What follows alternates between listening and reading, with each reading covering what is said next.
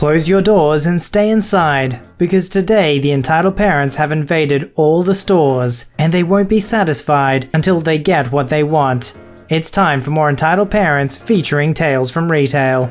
A retail store is operating as normal when they notice something odd about a child. They put two and two together and are shocked when they discover what crazy plans that child's mother had to get out of her responsibilities. When you don't have cash, why not try to make it appear out of thin air? That's what this customer tries to do at this shop, until the manager steps in and puts a stop to it. Encouragement and praise are great, but when does it go too far? When it's used by an entitled person to manipulate you to get what they want. How does this employee respond to her? You'll only find out by watching this episode of VoiceyHere's Entitled Parents, featuring Tales from Retail. This story was called Entitled Parent Leaves Child in Retail Store, Thinking It's Free Daycare. I work in a tech-based retail store. It's a flagship in London, and we're hella busy all the time. We have both sales and repairs. I work on the repair side of things. We also have free training sessions in store, so teaching people how to use our products, and have kids hours as well. So it's appealing for the whole family. We often get a lot of EPs leaving their kids and going off shopping, which we absolutely do not allow, as we're not responsible for anyone in those sessions, but they often get a slap on the wrist and realize what they did wrong. But today's EP takes the cake. I don't know all the details, as I didn't deal with her firsthand, but this is what I know from the grapevine / some first-hand account. I am supporting sales for the day, as customers go through sales first before repairs. They usually have questions about repairs that sales can't answer. That's where I come in. I notice a colleague in a really deep conversation with this young kid, can't be older than 7 or 8, and didn't think much of it, until an hour later the same kid is talking to another member of staff. He doesn't seem to be with anyone. I don't think anything of it until this morning. We've just opened and lo and behold, this kid is back and talking to more staff. A lot of us recognize him because of the really bright yellow jacket he was wearing, and we get a bit suspicious. One of the senior staff goes over to chat to him to find out what's the deal. It turns out the kid's mum has dropped him off at store and is going out for the day with friends. He tells us she aims to pick him up by 8, as she did yesterday. The issue with this? It's Sunday, and we close at 6. Now this part is blurry, as I was in appointments the whole time and only witnessed the end. One of the managers attempts to get some information from the kid, as we're not liable for him. We need to contact dearest mother and get her butt back here for her kid, but the child doesn't know her number, nor does he have a phone on him. Manager is left no choice but to call the police, that also contact Child Protective Services. Not sure if they had to in cases of abandonment or what, that's just what I was told. Police shows up and talks to the boy. No idea what happened here, but by some miracle they are able to contact Mumzilla, and then crap hits the fan. Turns out she was having a lovely time halfway across London, and she's ticked off that someone called the police on her son. She eventually gets to the store screaming like a banshee about how dare we interrupt her day. This is kind of how it went. Why did you call the police for my son? He was perfectly fine playing with the phones. Ma'am, this is a retail store. It's private property and not a daycare center. We are not responsible for your child. He's been here lots of times. No one has ever complained. It's your job to look after customers. We're here to serve and support, not babysit. What if your child was abducted? How dare you threaten something like that on my son? I would take you to court for negligence. I'm pretty sure abandonment is negligence. All this was said in front of a police officer, which was wonderful. They were both escorted outside, and we began the process of banning from the store. No idea what will happen to the woman or her son. Maybe next time, hire a sitter, instead of dropping him off with us. Now you gotta hope that there was some serious repercussions for this. A child isn't gonna know better. If the parent just tells them to stay there and play with phones all day, that's just what they're gonna do. They think that's what they're supposed to do. This story was called Customer Picks Something Off a Shelf and Tries to Get a Refund for It. I work in a supermarket, in an area that isn't exactly that nice. There's a lot of theft in the area, and because of our lack of staff, We struggle with it a bit and lose quite a bit of money.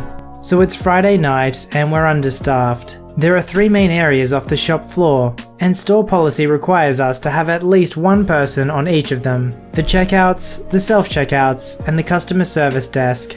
But because we don't get that many people coming for customer service, we can usually get away with having only 2 people managing everything. Not this night though. We have a guy come to the service desk looking for a return. He has 2 or 3 phone charging cables, adding up to about 30 pounds of merchandise. He's deaf and I wasn't the only one helping him, so I could only glance at what was happening. He claimed that he bought them earlier that day, at a time where neither I or my supervisor were in, and that he wanted to return them. No receipt. That's not that uncommon, and we have to give people the benefit of the doubt. However, we cannot give cash on returns without receipts. So all we can offer them is a gift card with store credit on it. Not good enough apparently. He gets rather annoyed, then suddenly claims he has a receipt on his phone, which seems inconsistent, but he may have claimed that he bought the item online. I'm honestly not sure. My supervisor looks at it and then realizes something inconsistent. Online receipts come with a reference number, and when she looked this one up, it came up with printer ink cartridges, not the charging cables he had on him. So her response was the same. The receipt wasn't the right one, so she could only offer store credit. The guy doesn't like this, so he complains, and at that point, my supervisor decides to bring one of our managers into it. She comes along and does the same thing, explaining to him that without proof of purchase, we cannot give out any cash. He's insistent that he bought them. So her response is to check security footage to see if he did buy them or not. Now, this went over the course of an hour and a half, and while it went on, my supervisor had to leave and go into the warehouse part of the store, which left me on my own. Store policy dictates that the self-checkouts under no circumstances can be left alone at any time, meaning I was pretty much stuck there, which wouldn't be so bad if I didn't have customers coming and demanding that I open a register for them. We get a lot of old people who either don't know how to use the self-scans or don't want to. Either way, I'm on my own, and having to deal with them while this situation is handled, and they're not happy about the fact that I can't do 2 things at once. Still, I managed to pull through. It was about an hour and a half since the customer arrived, and my supervisor came back to tell them that the footage was being checked, so he'd need to wait a bit longer. He lost his patience, clearly not happy that he was waiting so long for this, to which my supervisor just said, "You should have taken the gift card." Point is, he's tired of waiting, so we take his details and he leaves. My manager and a security staff member come back, and as the title gave away, it turns out that he had just walked into the store, picked the items off the shelf, and gone to the desk to get a return. The guy was trying to get a refund for stuff he hadn't bought. The funniest part is that he could easily have swindled us. He could have walked out with the cables, he could have taken the gift card, but nope. He was adamant on having cash for something he stole. What grated me the most was thanks to him forcing my supervisor to run around and check stuff, I was left on my own to do the work of 2 to 3 people. Still, kudos to my supervisor for realizing what was. Since it was late, some people would have just accepted the online receipt and given him cash. Still, I hope that this huge waste of time taught that guy a lesson. Why is it that thieves only come in 2 varieties? You've either got the real dummies like this, that don't think, I could get caught here, let's just take the easy option and get the gift card. Or heck, just the cables themselves. The other type are the masterminds, that come up with some elaborate scam, swindle people of millions of dollars. You never get the mediocre thief that's just like right in the middle. This story was called, "Lady, You Need to Lay Off the Tony Robbins." Many years ago, I worked at a bookstore. This bookstore has a pretty lax return policy. If you had a receipt, we'd take it back. If you didn't have a receipt, as long as it was something we sold, we'd take it back in exchange for store credit.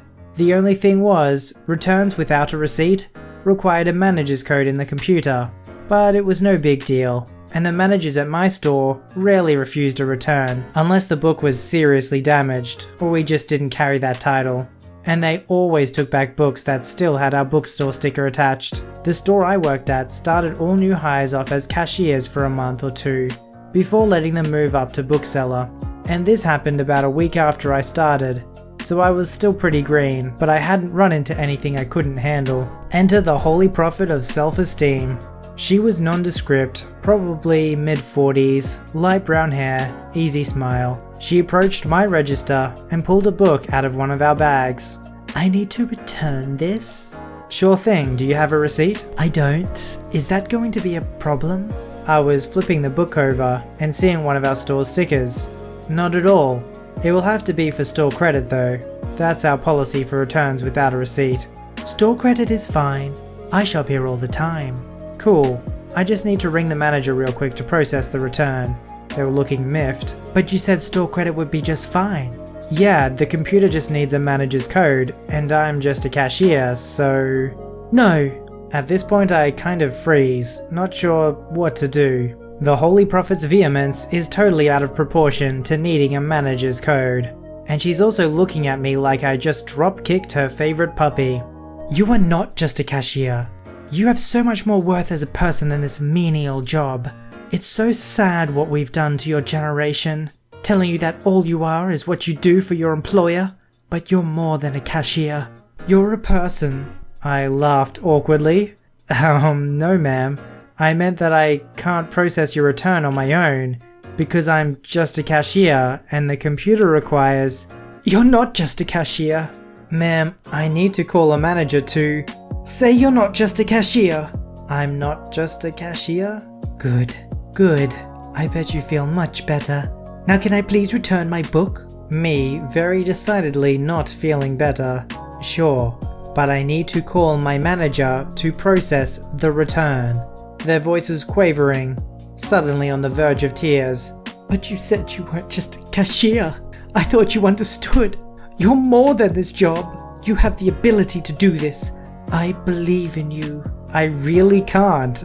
The computer won't let me because it needs a manager's code, and I'm not a manager. I'm a cashier. Stop saying you're a cashier! It was at this point that my manager came to my rescue. I'm not sure if the other cashier paged her, or if she just overheard the commotion, but she calmly walked over and told me to move to the next register, so she could finish processing the High Prophet of Self-Esteem's return. The High Prophet spent the entire time my manager was ringing up the return, haranguing her for destroying her employees' sense of self-worth. I don't know if the High Prophet took her store credit to a different location or what, but I never saw her in our store again. People can get so obsessed with their, I don't know what you call it, feel-goodism. They've gone through a self-improvement journey, and now it's their mission to make everyone feel exactly like they do. And the assumption is just that, well, everyone else feels terrible. I feel great about myself, so I shall help these lowly people to raise their self-esteem. Now don't mishear me. I think personal development and raising your own self-esteem is great. It's just that there are some people that think everyone else has low self-esteem, and they think it's their holy mission to try and help every single person they can. Like someone who's just a cashier. When really that kind of shows you what she actually thinks of cashiers, doesn't it? This fan-submitted story was called, No, I will not be selling my black rollerblades just because they are boy-coloured. So I posted about a woman who was an entitled mum with an ADD/ADHD kid. But this is a whole different story. One that I am proud of, since this can also include pretty wholesome stories. So maybe 2 or 3 weeks ago, I decided to sell a bunch of stuff that doesn't fit me, such as pants, shirts and shoes. They were pretty cheap for clothing, since I bought them for double the amount I was selling them for. And one of these things were a huge collection of skater and emo things. Just like any other kid around the world, I'm 13 and emo/skater phase. It didn't stick for long, as you can tell, about 2 years. But some of the style stuck with me, such as my dyed hair and my love for rollerblades. Now, I owned 15 pair of blades from up to now. I'm 15. And all were pretty girly, until now, since I bought a quite expensive pair of black blades that were just my size. So I went online saying, hey, selling, insert toys and clothes, for cheap. Rollerblades, skates, and bikes for sale. And I got quite a following. I decided that since I'd be selling my stuff at the local farmers market with other people, they were selling bracelets and tie-dye shirts, I should bring my pair of rollerblades to skate around in if I wanted to shop. So the day of the market comes, and I'm setting up, pricing everything and doing pretty well. The clothes, my old bikes, and my old blades were doing well, until an entitled mum, she stopped being entitled in the future luckily, walks up with her 7 to 8 year old son, ended up babysitting him, walks up to the table, and this is how it went. "Hello!" Sounds pretty sweet and it's pretty cheerful. "Hey, if you need any help, just ask." The entitled mum nods and grabs some shoes, shirts, and an old black bike. "And I'll take those rollerblades you have on." "Sorry ma'am, they aren't for sale. They are mine." "But they are black. Black is a boy color." "Sorry ma'am, but I bought these myself by making money watching a woman's child. But I can tell you where I got them." "No, those are boys' shoes. You're a girl. Girls wear pink and dresses, not what you have on." Might I mention that I was wearing jeans, a t-shirt that read, "As long as you don't touch me, we're all good," and a flannel, plus the rollerblades. Once again, I'm sorry, I don't like to wear dresses because I have some self-confidence issues, and I don't wear pink. The woman groans angrily and buys what she picks up, though she doesn't have the money and says she's going to the bank. I nod and hold the stuff in the back where my mum's car is and wait.